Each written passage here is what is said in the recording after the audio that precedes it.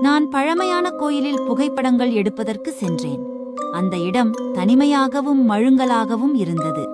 மூலையில் ஒரு பழமையான கற்கள் மறைந்த ஓவியம் என் கண்களை கவர்ந்தது. அதில் எழுத்துக்கள் குருதியால் எழுதப்பட்டிருந்தன.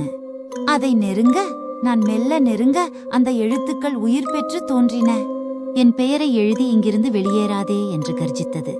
கோயிலின் வெளிச்சம் மங்கியது. திடீரென அருகிலிருந்த தூணிலிருந்து இரத்தம் வழிந்தது. என் கால்களை சுற்றியது.